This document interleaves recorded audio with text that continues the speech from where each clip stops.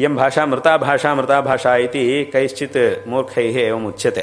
सर्वासां भाषाणामपि इयं भाषा जननी अत्यन्तं श्रेष्ठा भाषा विद्यते।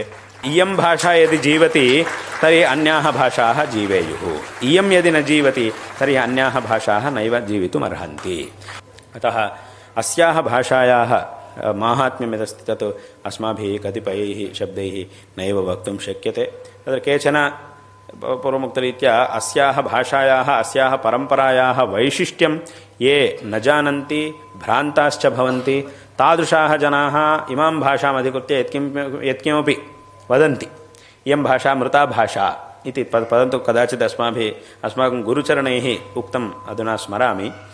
इयं भाषा मृता भाषा इति कैश्चित् मूर्खैः एवम् उच्यते। परन्तु इयं भाषा मृता भाषा इति कुतः उच्यते? सर्वे अस्मिन् जगतीतले यावन्तः जनाः सन्ति ते सर्वेपि अनया भाषया न व्यवहरन्ति, केचिदेव व्यवहरन्ति इति कृत्वा इयं भाषा मृता भाषा इति वा? अथवा अस्मिन् जगतीतले कोऽपि जनः अनया भाषया न व्यवहरति इति कृत्वा इयं मृता भाषा इति वा?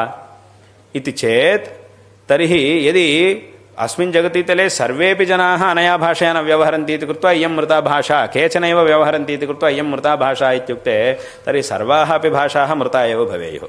यतोहि सर्वेपि जनाः कामपि एकां भाषाम् अस्मिन् जगतीतले नैव वदन्ति।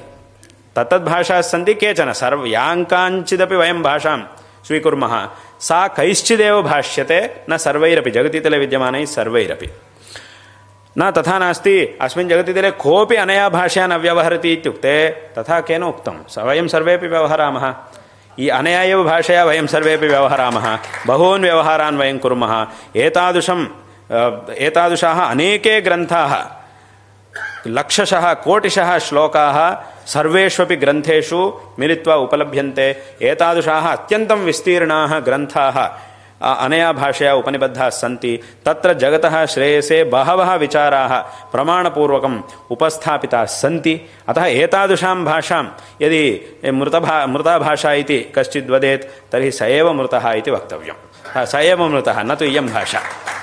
जीवन्नपि सः मृत एव इति अस्माभिः वक्तव्यं भवति।